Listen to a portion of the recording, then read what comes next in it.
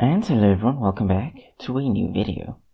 So today I'll be showing you all how to read and write files and stuff like that. Just the basics though, so you don't have to worry too much. Alright, so here I have my terminal. Now we're going to start off with, writing to a file. Now the very bare bones basic would be something like this.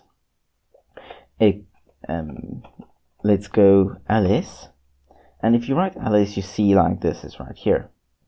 But let's say we say ls and we say new.txt or txy. Now if we cat what is inside new.txy, we'll get to cat in a second, but it just allows you, in basic, it just allows you to read a file. As you can see, it printed this output that came from ls inside this file. So you can basically write a command output, what that command sends back, into a file using this. So basically like echoing, because ls basically just echoes back to you what it found here, and don't mind this or this. It's for meme's sake. We all know, right? So anyways, that's one way to do it. Now if you actually want to go into a file and manually edit it, one thing you probably have installed is Nano. There we go. If you didn't have Nano installed though, because you're using a different operating system or whatnot, because I'm using Linux Mint, what you might want to use then is something, or you might want to install it. So that would be sudo apt get install Nano, and we'll get to installing things with aptitude and stuff like that. But for right now, we can just wait. And if you're not on a Debian system, you can just go sudo pacman-s. And if you're on Arch Linux based system, then this should work. If you're on a BusyBox, I don't really know what they use both, but should be something in there, something like that. So one thing you might want to then do is you want to go nano, and let's say what was that file now? Yeah, that file. Then basically you can insert that. But actually, yeah, let's go with nano, and basically will allow you to edit the things in here. So you can just go straight into it. You can use the arrow keys to move around, and I think no, you can just use the arrow keys, and basically it will allow you to, like, I edited it, kind of go hello, and yeah, it just allows you to do basic. Most of the things you want to do is basically right here. For example, this is control and X. That right there, that means control, and yeah, that's X. So that's one of them. And if you want to save a file, it would be control and O. So write out control and O. So if I say control O, it's going to say, hey, do you want to save the file with this name? Then you just say yeah. And if you want to exit, it would be control and X. Usually if you haven't saved, it will ask you if you want to save. For example, if I go here and I delete this first line, and then I say control and X, it's going to say, hey, do you want to save what you just edited? And you can just say yes if you want to, and then the file name. Now let's say you want to cut a line, which is basically copying but removing that line. So you can just go control K, and it's going to basically remove that line from the text. And if you want to paste it, you can just go control and U, and then you basically cut and paste. If you want to replace something though, like you want to replace this text right here, you can just go control slash and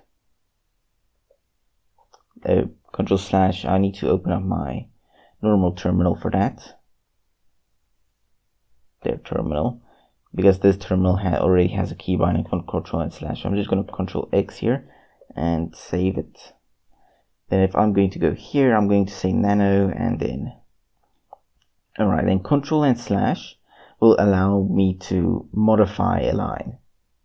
So let's say I want to, let's see, 1, 2, 3, 4, 5, 5, and I want to modify, wait, 1, 2, 3, 4, I want to go 4, and I want to modify, let's see, 1, 2, 3, 4, 5, 6, 7, 8, I think that's 8, I might have counted wrong there.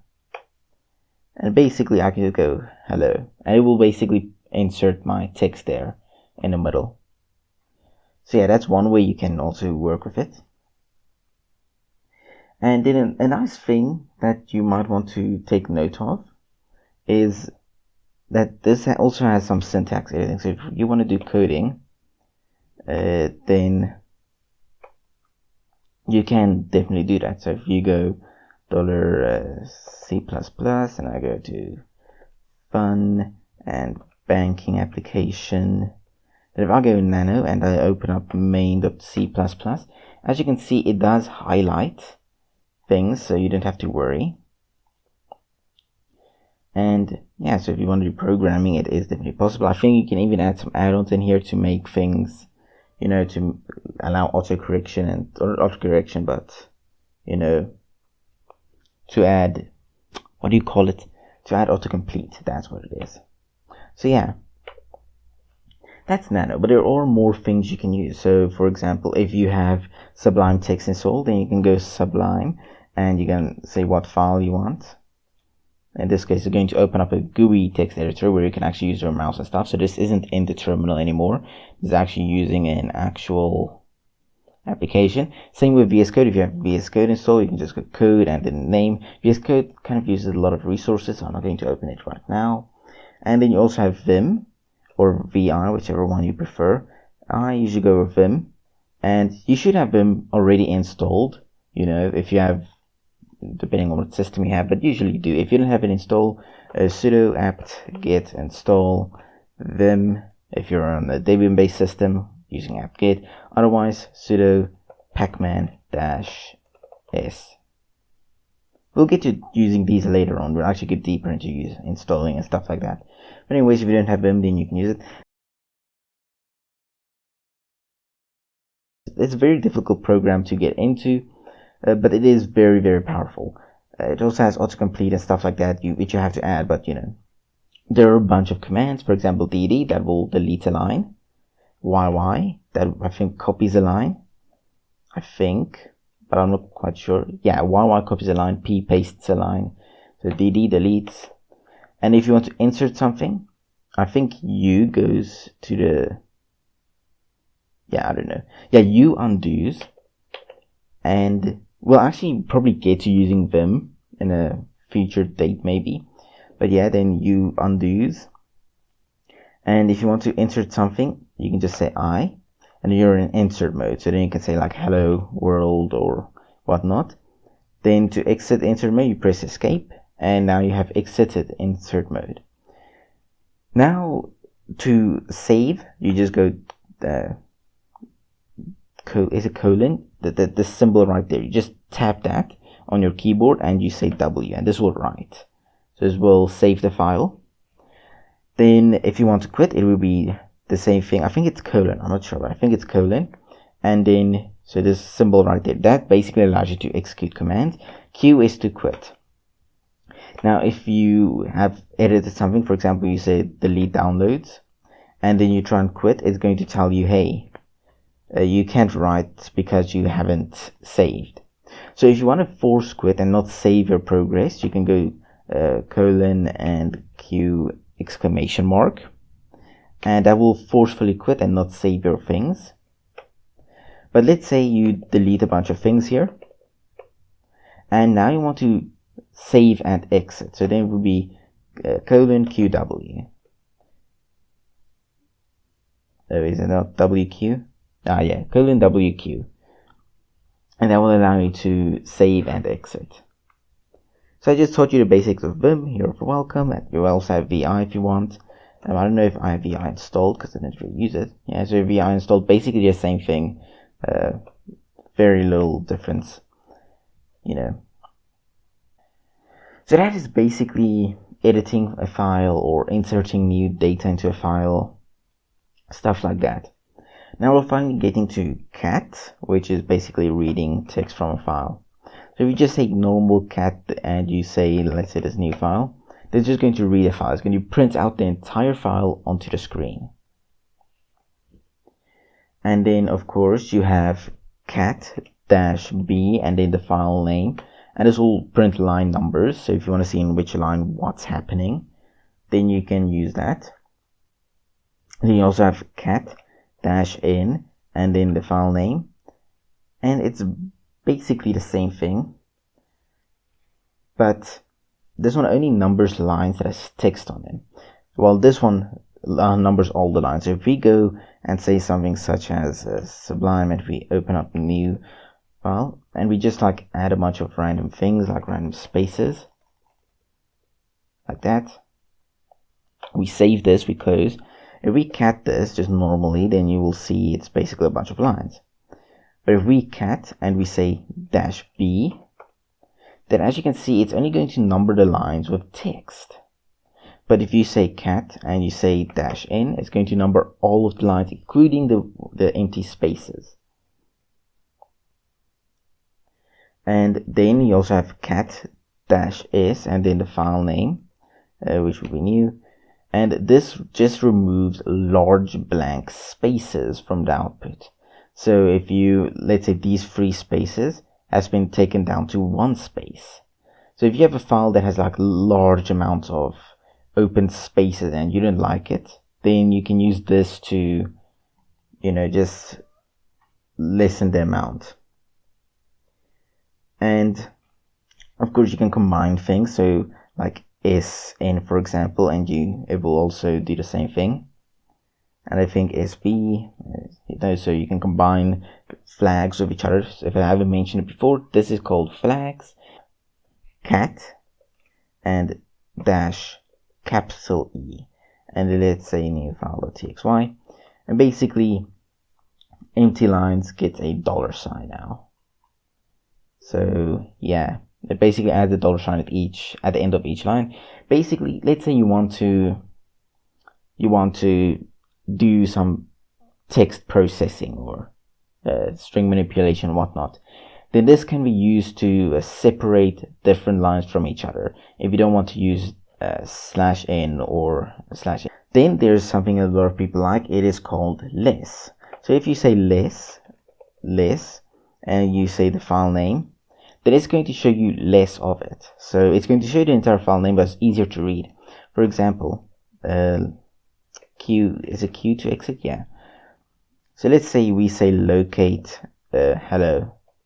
There's going to throw up a bunch of things. But if we pipe that into less, then it's going to allow us to like scroll through them and understand. You use the arrow keys for in case you didn't know, and see what's happening. I think, yeah, the spacebar goes down 1 page. So if we are here at the top and we go down, then it went down 1 page, until you get to the end. Where it's going to say end, you can just say Q to exit. Of course, if you there's also some commands you can use in here. So if you go space and you press B, it's going to go back up. So this goes back up 1 page, B, the letter B. Space goes down, the down button just goes normal down, up button goes normal up. Q quits, and the G goes to capital G, goes to the end of the file. And 1G, or just normal G, goes to the top of the file. If you give something like 5G, it's going to like go to that line.